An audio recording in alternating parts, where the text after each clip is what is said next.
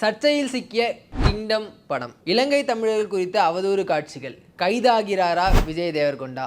இதுதாங்க இப்போ சோஷியல் மீடியாவில் பரபரப்பாக போயிட்டுருக்கு. இது குறித்த பின்னணி என்ன அப்படின்றது தான் இந்த வீடியோ நம்ம ரொம்ப தெளிவாக பார்க்க போகிறோம். வாங்க வீடியோக்குள்ளே போகலாம்.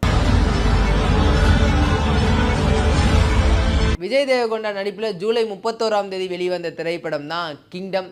இந்த படம் வெளிவரதுக்கு முன்னாடியே ஒரு மிகப்பெரிய எதிர்பார்ப்பு இருந்துச்சு. அது காரணம் இந்த படத்தினுடைய இயக்குனர் கௌதம் டினானோரி ஆல்ரெடி ஜெஸ்ஸி அப்படின்ற ஒரு பிளாக் பஸ்டர் திரைப்படத்தை கொடுத்துருந்தாரு. அவர் விஜய் தேவர்கொண்டாவோட இணையறாரு அப்படின்னும் போது இந்த படத்துக்கான ஹைப் வேற லெவலில் இருந்துச்சு. இந்த படத்தோட டீசராக இருக்கட்டும், ட்ரெய்லராக இருக்கட்டும், மக்கள் மத்தியில் ஒரு நல்ல வரவேற்பு பெற்றிருந்துச்சு. இந்த படத்துக்கான இசை நம்ம அனிருத் ரவிச்சந்தர் தான் போட்டிருந்தாரு. பாடல்களுமே ஆல்ரெடி வேறு லெவல் ஹிட் அப்படின்றதுனால இந்த திரைப்படத்துக்கு ஒரு மிகப்பெரிய எதிர்பார்ப்பு இருந்துச்சு. படமும் ரிலீஸ் ஆச்சு. ஆனால் எதிர்பார்த்த அளவுக்கு இந்த திரைப்படம் கலெக்ஷன் வைஸும் சரி, விமர்சனங்கள் வைஸும் சரி, சரியாக பண்ணலை அப்படின்றது தான் உண்மை. கலவையான விமர்சனங்கள் தாங்க பெற்றிருந்துச்சு. இது ஒரு பக்கம் இருந்தாலும் கூட இந்த படத்தில் இடம்பெற்ற சில காட்சிகள், குறிப்பாக இலங்கை தமிழர்களுக்கு எதிரான காட்சிகள் ஒரு மிகப்பெரிய சர்ச்சையை ஏற்படுத்திருச்சு.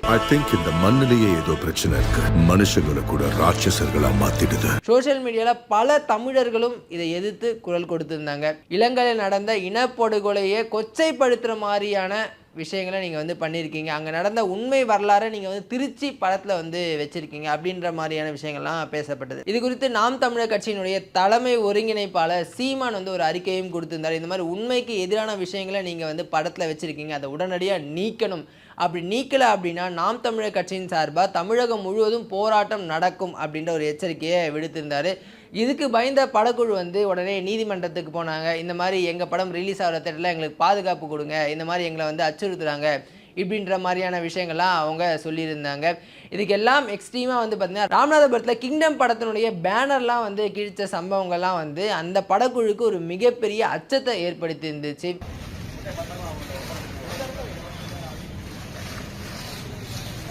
இது ஒரு பக்கம் இருந்தாலும் கூட இன்னைக்கு சித்தாரா என்டர்டைன்மெண்ட், அதாவது இந்த படத்தினுடைய தயாரிப்பு நிறுவனமான சித்தாரா என்டர்டைன்மெண்ட் இது குறித்து ஒரு மன்னிப்பு அறிக்கையை வெளியிட்டிருக்காங்க. அதில் அவங்க என்ன சொல்லியிருக்காங்க அப்படின்னா, இந்த மாதிரி இந்த படத்தில் தமிழர்களுக்கு எதிரான காட்சிகளை நாங்கள் வைக்கலைங்க. இது ஒரு கற்பனையான கதை மட்டுமே. நாங்கள் எந்த ஒரு உண்மையும் திருச்சி கூறலை.